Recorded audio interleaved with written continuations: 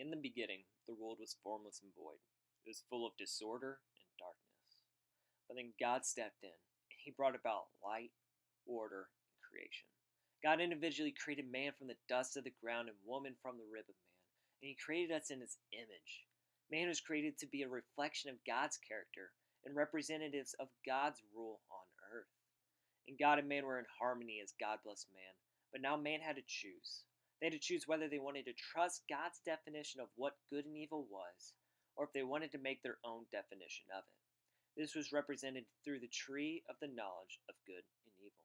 It was at this point in the story that a snake entered the picture. The snake was a creature in rebellion to God and wanted man to join it. So the snake lied, manipulated, and casted doubt among man, and man chose to eat from the tree and rebelled against God. It was at this point sin entered the world, and God and man were separated.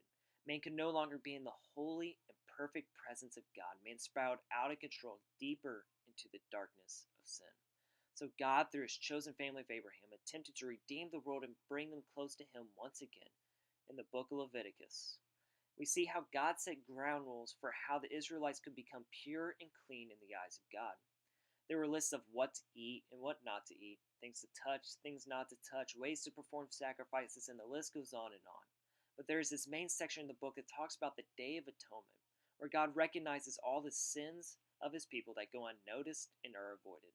So once a year, the priest would take two goats, and the first goat would be killed, and his blood would be poured over the altar in the presence of God.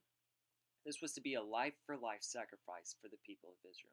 This goat took God's punishment so they did not have to, and it died in their place.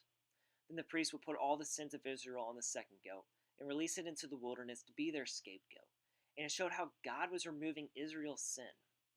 This was how man could get back into the presence of God. But this did not stop man from sinning and distancing themselves further and further away from God.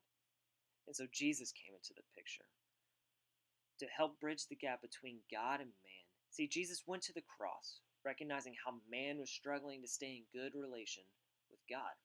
So he created a new way. Jesus took the place of the two goats. It was a life for life sacrifice, so he died in our place. He took on all of our sins, so he was our scapegoat. This has become the long-standing path to become right with God. God has repeatedly met us in the disorder and darkness that we brought into this world because he wants us to be in harmony with him. He wants us to be who we were created to be. And this is the brief story of how God is bringing salvation to his people time and time